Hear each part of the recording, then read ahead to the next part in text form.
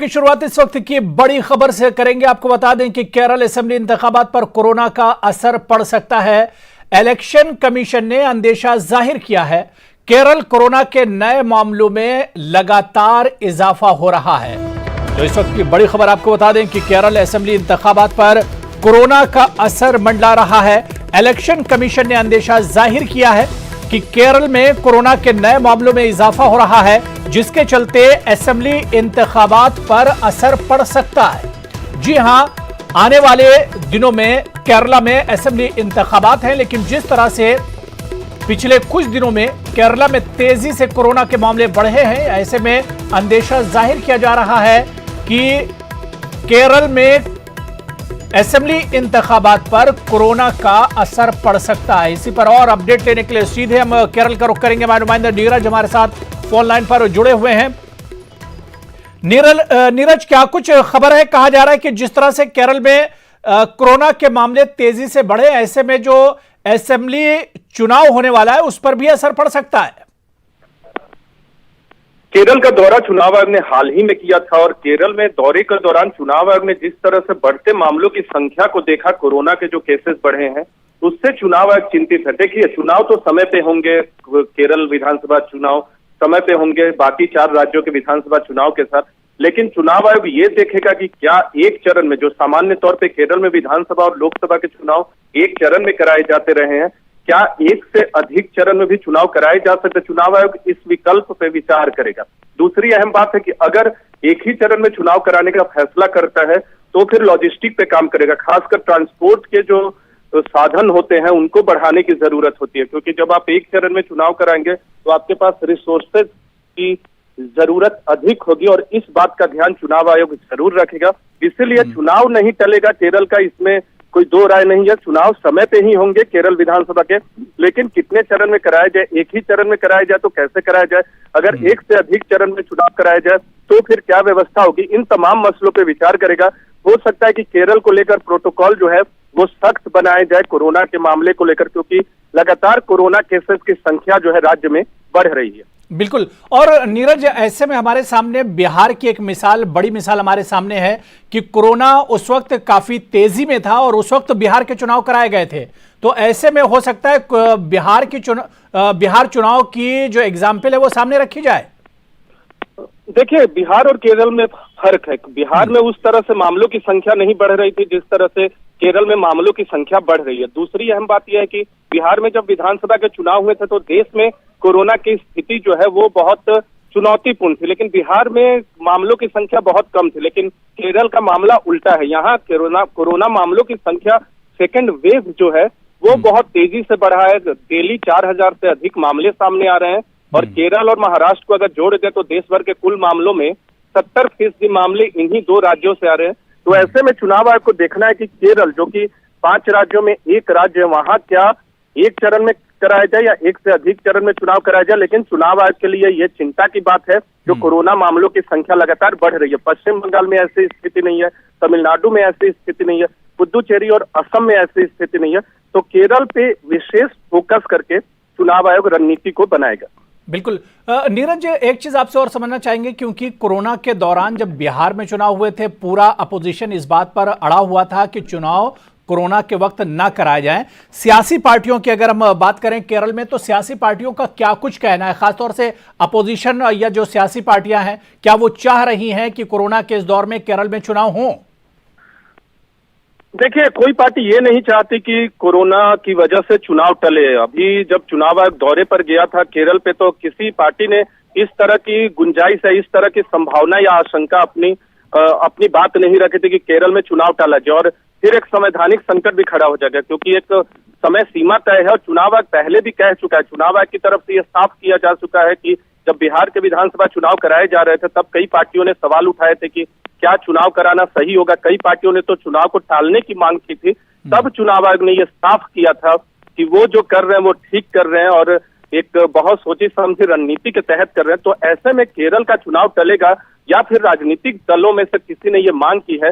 इस तरह की मांग चुनाव आयोग से तो अब तक नहीं की गई है, लेकिन हाँ, एक चिंता जरूर राजनीतिक दलों की तरफ से भी जाहिर की गई थी चुनाव आयोग के दौरे के दौरान। और चुनाव आयोग भी खुद चिंतित है कि कैसे इस दौर में चुनाव कराए जाएंगे, क्योंकि केरल में जनसंख्या का घनत्व भी बहुत अधिक है।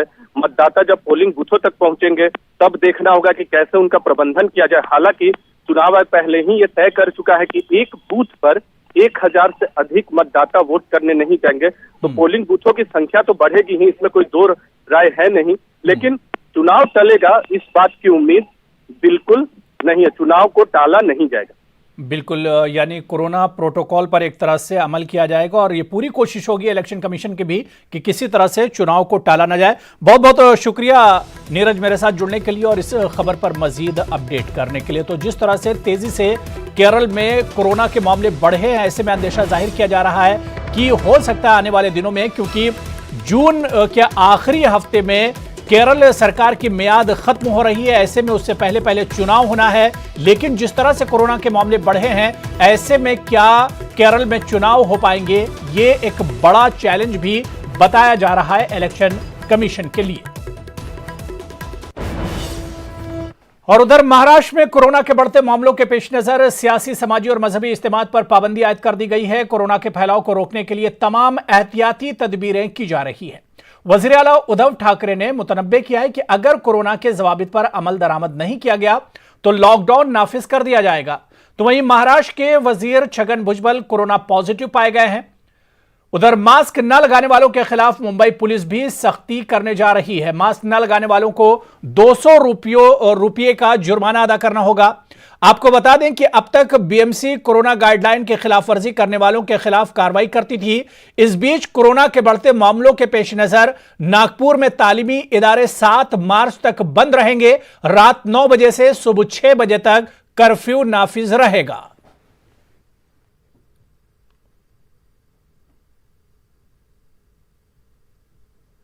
मुंबई शहर में पब्लिक में मास्क ना लगा के घूमने वालों के ऊपर फाइन अब मुंबई पुलिस के तरफ से किया जाएगा। इससे पहले ये कार्रवाई मुंबई शहर महानगर पालिका के तरफ से होता था, लेकिन अब ये अधिकार मुंबई पुलिस को भी दिया गया है। मोर इम्पोर्टेंटली ये जो पब्लिक प्लेसेस जहाँ पर ज़्यादा गर्दी होती है, ऐसे प्लेसेस में ज़्यादा कार्रवाई किया जाएगा, प्रायोरिटी दिया जाएगा। सारे नागरिकों को आह्वान है कि कृपया पब्लिक प्लेसेस में मास्क 100% वापर करें और जो वापर नहीं करेंगे उनके ऊपर मुंबई पुलिस की तरफ से फ़ाइन इम्पोज किया जाएगा। ये फ़ाइन है 200 रुपये। तो सारे नागरिकों को विनंती है कि कृपया पब्लिक प्लेस में मास्क का वापर करें। नागपुर जिले में और शहर में केसेज जो बढ़ रही है उस पर कुछ कठोर निर्णय लिए हैं। उस पर स्कूल, कॉलेजेस, कोचिंग क्लासेस 7 मार्च तक के बंद रहेंगी। सभी मार्केट शनिवार इतवार छोड़कर बंद रहेंगे। उसमें होटल और अत्यावश्यक सेवा यह नहीं रहेगी। जो वीकली मार्केट है वो पूरा 7 मार्च तक के बंद रहेगा। होटल रेस्टोरेंट में 50% क्षमता में शुरू रहेंगी। रात को 9 बजे के बाद उसको बंद कर दिया जाएगा। और उसके पश्चात हमने जितने भी शादी ब्याह होते हैं, धार्मिक, सामाजिक, सांस्कृतिक, राजकीय कार्यक्रम जो है वो 7 मार्च तक के बंद करने के आदेश दिए, जिसमें मंगल कार्य, लॉन, रिसोर्ट आते हैं। मुंबई समेत पूरे महाराष्ट्र में अब कोरोना के मरीजों की संख्या लगातार बढ़ती जा रही है। इस वक्त हम खड़े हैं मुंबई के नाहूर इलाके में, जहां आप देख सकते हैं कि यहां पर बीएमसी द्वारा जो है कई इमारतों को सील कर दिया गया है। ये जो तस्वीरों में आपको इमारत दिखाई दे रही है वो वहां पर कोरोना के मरीज पाए जा चुके हैं, जिसकी वजह से बीएमसी ने ये इमारत सील कर दी गई है। बार बार बीएमसी द्वारा और साथ ही साथ राज्य सरकार द्वारा जो है लगातार लोगों को ये हिदायत दी जा रही है कि कोरोना के लिए जो नियम बनाए गए हैं उन नियमों का पालन किया जाए, लेकिन इसके बावजूद कई लोग जो है वो नियम तोड़ते हुए नजर आ रहे हैं। हमारे साथ कुछ मुंबईकर मौजूद है, हम उनसे बात करेंगे कि क्या प्रतिक्रिया है, क्योंकि सीएम ने कहीं ना कहीं कहा है कि लोगों की जिम्मेदारी है कि आगे लॉकडाउन करना है कि नहीं। सर, क्या बताना चाहेंगे कि लोग, आपको क्या लगता है, लोग फॉलो कर रहे हैं कोरोना के जो भी नियम गाइडलाइन बताए? कल जैसे सीएम साहब ने बताया कि कोरोना से हर आदमी ने फॉलो करना चाहिए। अगर महाराष्ट्र के सीएम साहब के कहने पर अगर इस तरीके से फॉलो कर सकते हैं तो हमें कोरोना में जीत पाना कोई बड़ी बात नहीं है। इसीलिए हमारी सबकी और मेरी खुद की अपनी पर्सनल ओपिनियन है कि ये यहाँ पर जो नियम जो दिए गए हैं, जैसे कि मास्क पहनना, सोशल डिस्टेंसिंग, और जो है बीएमसी के जो कर्मचारी है वो भी एक इंसान है, उनके लिए भी मैं ये कहूँगा कि उन लोगों ने जो गाइडलाइन बनाई है या उनको जो हेल्प करने की ज़रूरत है, तो कहीं ना कहीं जो है हमें खुद को जो आम आदमी है या जो पब्लिक है अपने काम के साथ ही साथ अपना जो दिया गया है महाराष्ट्र को हमें बचाना है और साथ ही साथ मुंबई को ही, क्योंकि अगर इकोनॉमिकल जो कैपिटल बोलते हैं उसके हिसाब से अगर हम साफ सफाई और कोरोना के संबंध में जो भी नियम हैं स्ट्रिक्टली अगर फॉलो करेंगे तो हमें कोरोना को मतलब भगाने में और उस पर जीत हासिल करने में ज़्यादा दिन नहीं लगेंगे। और देखिए मुंबई का रोका स्पिरिट जो है अभी बाकी है। लोग कह रहे हैं कि अगर हम लोग नियम और गाइडलाइन का फॉलो करेंगे तो ज़रूर कोरोना पर जीत पाएंगे।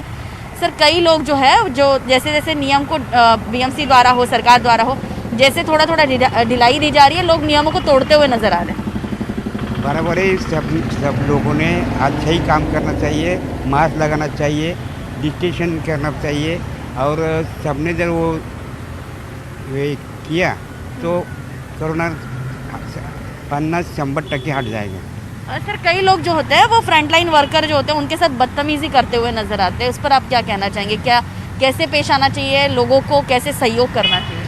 जनता ने अभी जो कोरोना का जो काल चल रहा है इसमें जनता ने अपना जो कोरोना का जो साफ सफाई और अपना मास्क लगा के और उनको अपना काम करने दो। हाँ। और हम ज़्यादा भीड़ भाड़ ना करें, क्योंकि सीएम साहब बोल रहे हैं लॉकडाउन करेंगे। लॉकडाउन करने से बहुत नुकसान है, क्योंकि आदमी बहुत पिछली बार जो लॉकडाउन हुआ पिछले साल तो बहुत परेशानी हुई, सबको ही हुई, आम जनता को हुई। तो ज़्यादा कोशिश ये करना अपना जितना बचाव हो सके उतना बचाव करना और ये रूल फॉलो करना, ज़्यादा से ज़्यादा भीड़ मत करना और मास्क अपना हमेशा लगाना है। देखिए कई सारे मुंबईकर जो है वो ये सोचते हैं, ये फॉलो भी करते हैं। आप देख सकते हैं कि यहाँ पर सभी ने मास्क लगाया है और ज़्यादातर लोग लगा भी रहे हैं, लेकिन कुछ लोग होते हैं जो लापरवाही बरतते हैं। हम तस्वीरों में दिखाना चाहेंगे, देखिए आप वहाँ पर देख सकते हैं कि कुछ लोग जो है ऐसे रोड साइड में खड़े रह के जो है वो बिना मास्क लगाए कि कोरोना कंटेनमेंट जोन से महज कुछ ही दूरी पर जो है वो यहाँ पर लोग जो है वो खा रहे हैं। हम तस्वीरों में आपको दोबारा दिखाना चाहेंगे कि ये इमारत जो है वो कंटेनमेंट जोन डिक्लेयर की गई है, घोषित कर दी गई है बीएमसी द्वारा। बीएमसी ने जो गाइडलाइन बनाई है उसके अनुसार किसी भी इमारत में अगर 5 से ज़्यादा लोग कोरोना पॉजिटिव पाते हैं तो उस इमारत को जो है वो सील किया जाता है। मुंबई में लगभग ऐसी 1000 से भी ज़्यादा इमारत है जिनमें जो है वो सील कर दी गई है और जिनमें 2 लाख से भी ज़्यादा लोग रह रहे हैं। कहीं ना कहीं राज्य सरकार हो और प्रशासन द्वारा ये बार बार लोगों को बताया जा रहा है कि अब मुंबई हो या महाराष्ट्र हो या वहाँ पर लॉकडाउन लगाना है कि नहीं, ये लोगों के हाथ में है। अगर लोग जो है वो कोरोना नियमों का पालन करते हैं तो कोरोना मरीजों में कमी आ जाएगी और लॉकडाउन लगाने की ज़रूरत नहीं पड़ेगी। लेकिन अब ये जिम्मेदारी है जो लोगों पर सरकार ने छोड़ दी है। वीडियो जर्नलिस्ट अरुण के साथ Jyotsna Gangne, news 18 India, Mumbai. Corona वबा के दौरान बाहिमी इमदादो इन्हिसार का जज्बा मुस्तहकम हुआ है। मुल्क इस वबा से मुत्तहिद होकर मुकाबला कर रहा है। टीकाकारी के ऐलान के बाद हम बेहतर ताउन करें जिससे हम कोरोना को मात देने की जानिब कदम बढ़ा सकें। नेटवर्क 18 इस मुहिम में हर कदम पर आपके साथ रहेगा। जब तक सभी महफूज नहीं तब तक कोई महफूज नहीं होगा। इसी सोच की बुनियाद पर हमारी मुहिम संजीवनी का मकसद ये यकीनी बनाना है कि वैक्सीन पाना सभी हिंदुस्तानियों का हक। मज़ाहिब के लिए यकसा कानून बनाने वाली अर्जी के मामले में मुस्लिम पर्सनल लॉ बोर्ड ने सुप्रीम कोर्ट में अर्जी दाखिल की है। मुस्लिम पर्सनल लॉ बोर्ड इस मामले में अपना मौक़िफ़ रखना चाहता है। हमारे नुमाइंदे सुशील पांडे ने हालात का जायजा लिया। सभी धर्मों के लिए समान कानून बनाने वाली याचिका में मुस्लिम पर्सनल लॉ बोर्ड ने सुप्रीम कोर्ट में अर्जी दाखिल करके खुद को पक्षकार बनाने की मांग की है और सुप्रीम कोर्ट से ये मांग की गई है कि उनको भी इस पूरे मामले में पक्ष रखने का मौका दिया जाए। हालांकि सुप्रीम कोर्ट में दायर एक जनहित याचिका में कहा गया है कि सभी धर्मों में मेंटेनेंस यानी रख रखाव और एलिमोनी यानी निर्वाह धन के लिए एक ही कानून होना चाहिए। तलाक की स्थिति में पति को पत्नी को मेंटेनेंस और एलिमोनी के नाम पर कुछ पैसा देना होता है। बहरहाल सुप्रीम कोर्ट में यह याचिका लंबित है और इस याचिका पर सुप्रीम कोर्ट ने सरकार से राय मांगी है। लेकिन मुस्लिम पर्सनल लॉ बोर्ड ने अब सुप्रीम कोर्ट में अर्जी दाखिल करके खुद को इस मामले में पक्षकार बनाने की मांग की है। कैमरामैन जगदीश गौतम के साथ सुशील पांडे, न्यूज़ 18, दिल्ली। तो तमाम मज़ाहिब के लिए यकसा कानून बनाने वाली अर्जी के मामले में अब मुस्लिम पर्सनल लॉ बोर्ड ने सुप्रीम कोर्ट में अर्जी दाखिल की है। मुस्लिम पर्सनल लॉ बोर्ड भी इस मामले में अपना मौकिफ रखना चाहता है। जी हां, काफी पुराना यह मामला है जिस पर लगातार चेमेगोइयां होती रहती हैं। तमाम मजाहिब के लिए यकसा सिविल कोड बनाने वाली अर्जी के मामले में अब मुस्लिम पर्सनल लॉ बोर्ड ने भी सुप्रीम कोर्ट में अर्जी दाखिल की है। मुस्लिम पर्सनल लॉ बोर्ड इस मामले में अपना मौकिफ रखना चाहता है। उत्तर प्रदेश की योगी हुकूमत ने अपनी मियाद का आखिरी बजट पेश किया। 5,50,217 करोड़ के बजट में किसानों और मजदूरों पर खास तवज्जो दी गई है। बजट में ज़राअत, किसानों, मजदूरों, तालीम समेत दीगर शोबों में खुसूसी तवज्जो दी गई है। कोरोना वैक्सीन के लिए 50 करोड़ रुपए मुख्तस किए गए हैं। तो वहीं अयोध्या की तरक्की के लिए बजट में 140 करोड़ रुपए की तजवीज़ रखी गई है। मेरठ में स्पोर्ट्स यूनिवर्सिटी कायम करने की बात भी बजट में की गई है। बजट पर रद्द-ए-अमल जाहिर करते हुए अपोजिशन ने इसे इलेक्शनी बजट बताया है। कल्याणकारी, विकासोन्मुख, सर्वसमावेशी बजट के लिए मैं वित्त मंत्री, वित्त राज्य मंत्री श्री संदीप सिंह, प्रदेश के अपर मुख्य सचिव वित्त और वित्त आयुक्त श्रीमती राधा एस चौहान तथा वित्त विभाग की उनकी पूरी टीम को हृदय से बधाई देता हूं। यह बजट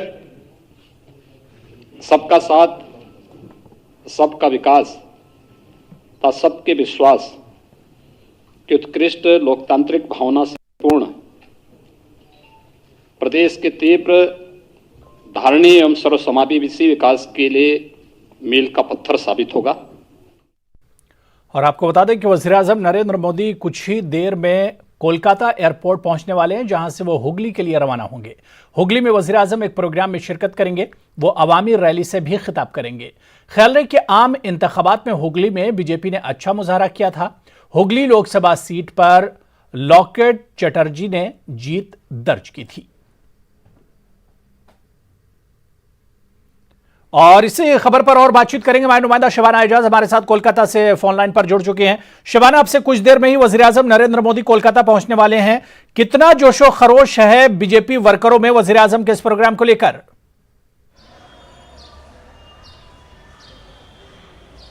देखिए, आज वज़ीर-ए-आज़म बंगाल पहुंच रहे हैं। कोलकाता एयरपोर्ट से वो सीधे हुगली जाएंगे और कोलकाता एयरपोर्ट पे ही लोगों की भीड़ जमा हो गई है उन्हें देखने के लिए। हालांकि वो बाहर नहीं निकलेंगे और वहीं से वो हुगली के लिए रवाना हो जाएंगे और हुगली में वो आज एक अवामी जलसे से खिताब करेंगे। तो काफ़ी अहम माना जा रहा है ये जलसा।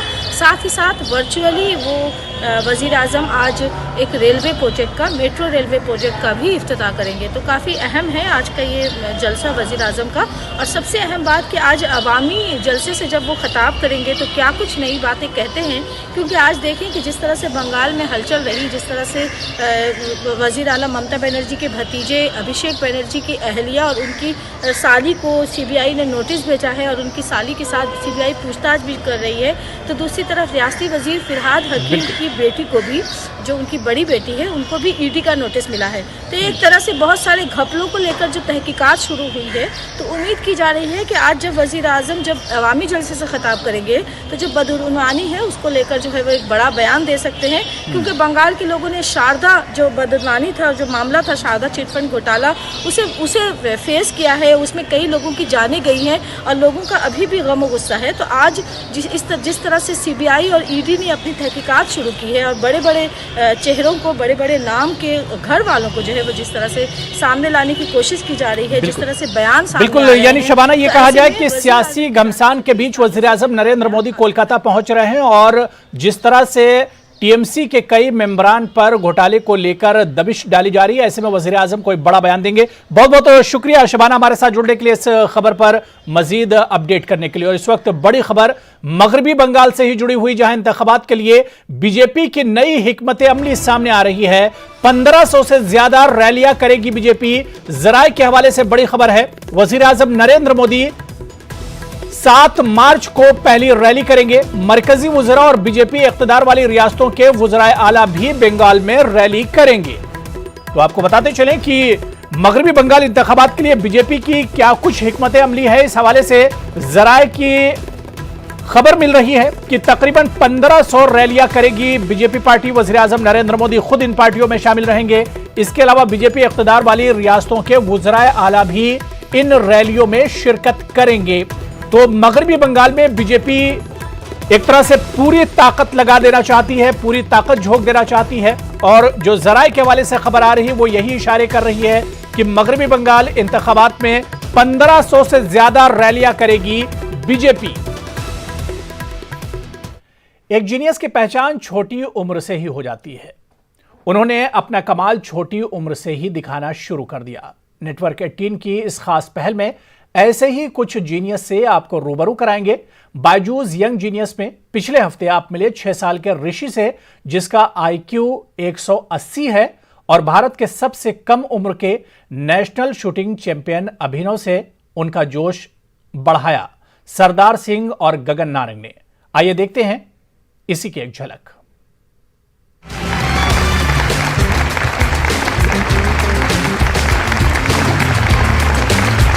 नमस्कार, मैं हूं आनंद नरसिम्हन, अनोखे बच्चों की इस दुनिया में आपका गाइड और साथी, जो अब बुलाने वाला है आज के यंग जीनियस को।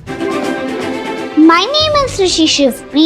I live in Bangalore. I am 6 years old. You develop apps. You know science and technology. Why are these vitamins so important? They help in healthy body function. What does vitamin A do? Vitamin A helps you get better eyesight. जब वो 3 साल का था तो उसका interest toward science, technology, universe, cloud, we were more surprised to understand, like how he is getting into all these interests. जी. And he used to narrate also. मैं आपसे एक सवाल पूछता हूँ, क्या आप बता सकते हैं कि सृष्टि में कितने तरह के ग्रीन कलर हैं? 4-5 तरह के।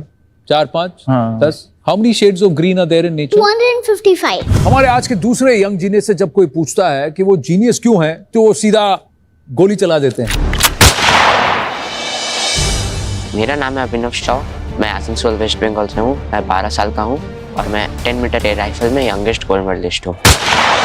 जब स्टार्ट करते हैं तो पिस्टल आपका काफ़ी एक्सपेंसिव रहता है? पिस्टल ज़्यादा एक्सपेंसिव नहीं रहता है, पर राइफल बहुत एक्सपेंसिव रहता है। अच्छा, तो अभिनव, जब भी राइफल की ज़रूरत हो, I am just a phone call away, I will get you a new rifle.